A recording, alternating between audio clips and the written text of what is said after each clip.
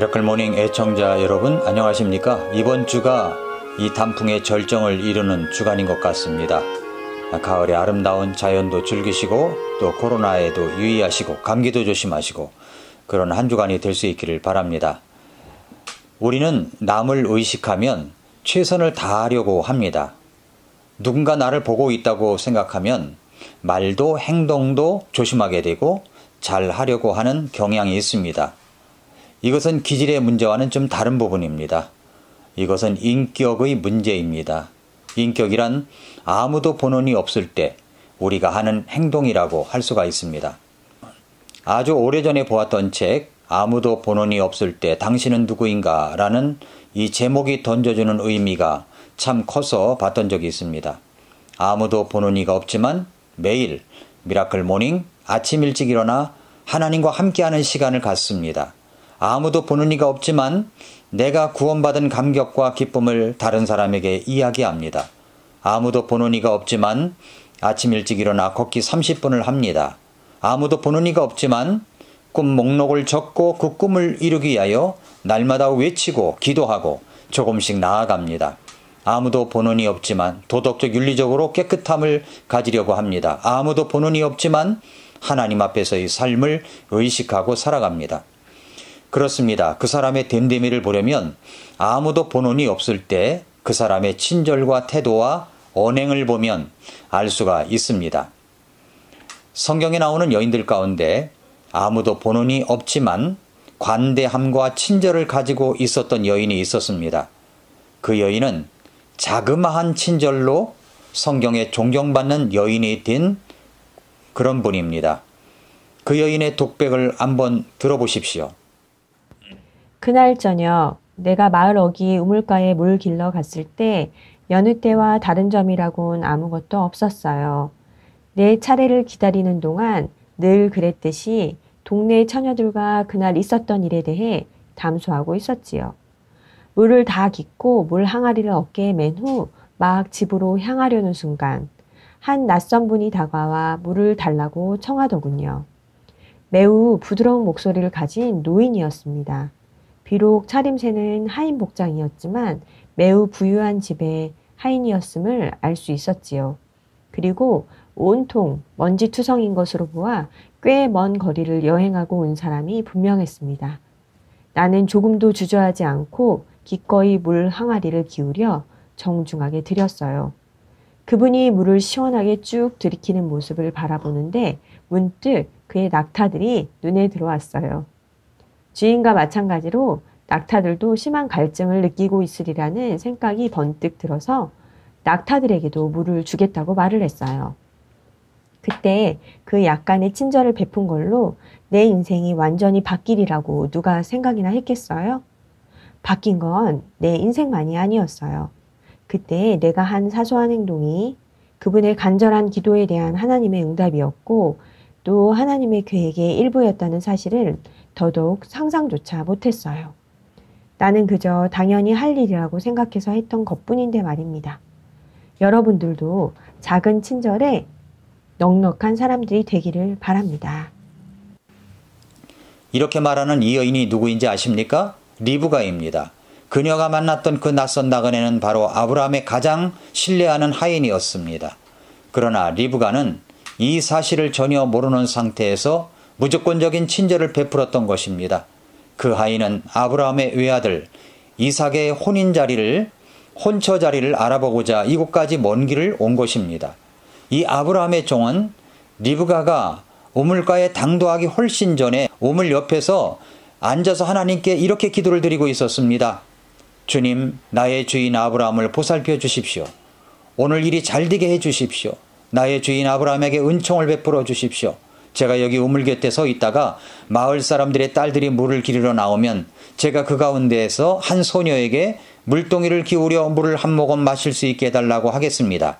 그때 그 소녀가 여기 물을 드세요. 그리고 제가 당신의 낙타에게도 물을 주겠습니다. 라고 말하는 그 소녀가 있다면 그 여인이 나의 주인의 아들인 이삭의 아내로 정하신 여인인 줄 알겠습니다. 이것으로서 저희 주인에게 은총을 베푸신 줄을 알겠습니다. 창세기 24장 12절부터 14절 나오는 말씀입니다. 이렇게 해서 기도를 마쳤습니다. 그의 종은 생각했습니다. 물을 달라고 요청할 뿐만 아니라 낙타들에게까지 물을 주겠다고 선뜻 나서는 처녀를 만나려면 도대체 얼마나 많은 처녀들에게 말을 걸어야 할까?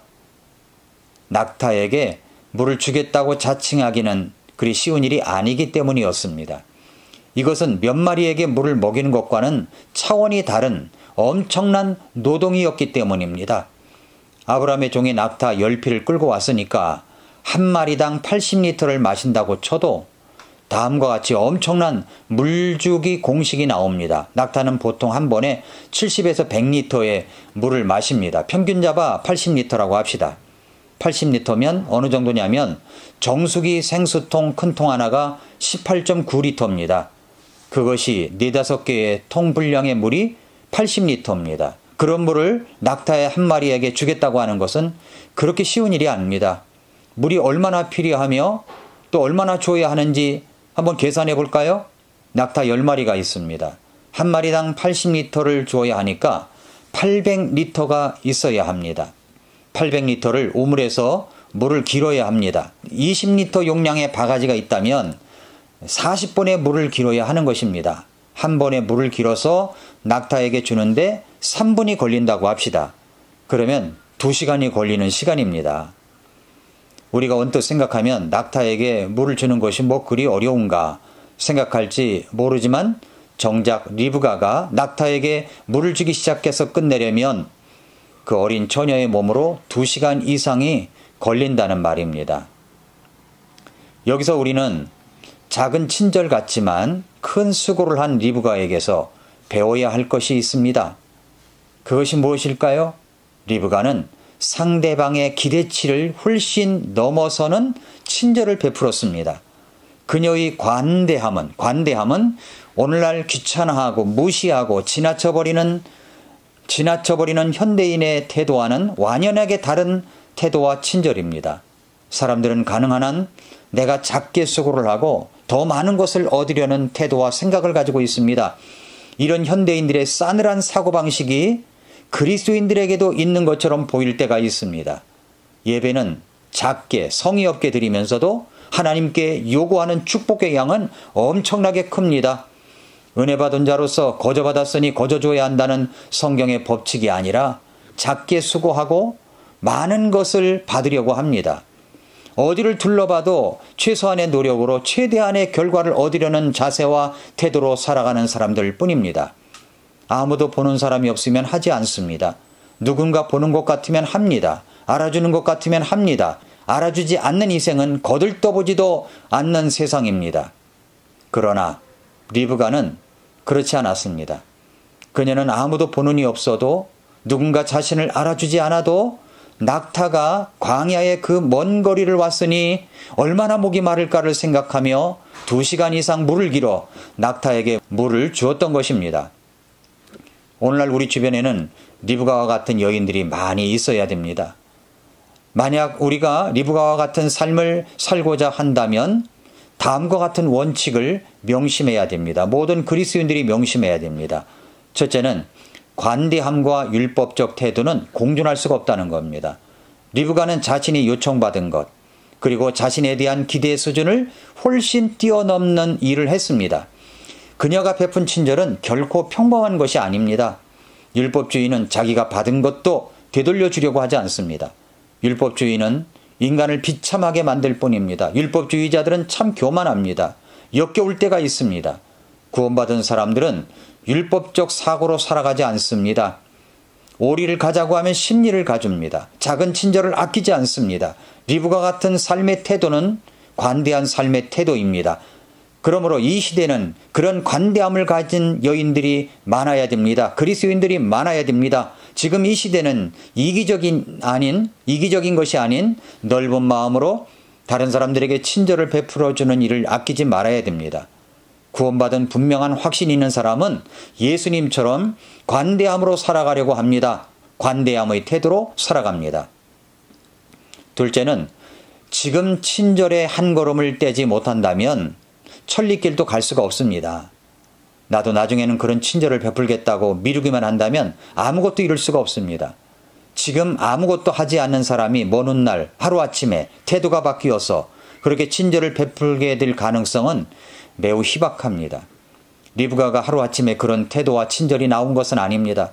평소에 친절한 여인이었기 때문에 그런 친절이 나온 것입니다. 작은 친절부터, 상냥한 말투부터 시작하십시오. 그런 것들이 쌓여서 돌발적인 상황에서도 다른 사람들의 필요를 보고 채울 수 있는 관대함이 나타나는 것입니다. 세 번째로, 기대 이상의 노력은 기대 이상의 복을 가져온다는 것을 기억하십시오. 리브가가 물 항아리를 기울여 나그네만 달랑 마시게 하고 집으로 갔다면 얼마나 편했을까요? 그 정도는 누구나 쉽게 할 수 있는 일입니다. 그러나 낙타에게까지 물을 주겠다고 말하기 전에 분명 그녀는 그 일을 하려면 얼마만큼의 시간과 노력과 희생이 필요한 것을 알고 있었을 것입니다. 낙타를 처음 보는 것이 아니었기 때문입니다. 그럼에도 불구하고 리브가는 낙타 10마리에게 물을 주기로 결심합니다. 바로 그 행위가 그날 저녁 우물가에 모여 있던 다른 처녀들과 현격한 차이를 나타낸 것입니다. 그날 그 작은 친절, 큰 희생이 그녀의 인생을 송두리째 바꾸어 놓았습니다. 자신의 인생이 상상조차 하지 못했던 방향으로 달라지게 하였습니다. 사랑하는 애청자 여러분, 영적인 거인들의 영적 법칙, 인생 법칙을 잘 살펴보십시오. 영적 거인의 어깨 위에 올라타십시오. 그분들의 믿음을 내 것으로 만들어 가십시오. 리브가의 관대함, 작은 친절과 희생은 그의 인생을 바꾸었습니다. 아무도 보는이 없을 때 여러분은 누구십니까? 아무도 보는이 없고 알아주지 않아도 여러분은 다른 사람이 요구한 것보다 더 큰 친절과 사랑을 나타낼 수가 있습니까? 오늘 그런 사랑과 친절이 필요한 사람이 누구일까요? 그 사람에게서부터 시작하십시오. 오늘도 미라클 모닝입니다.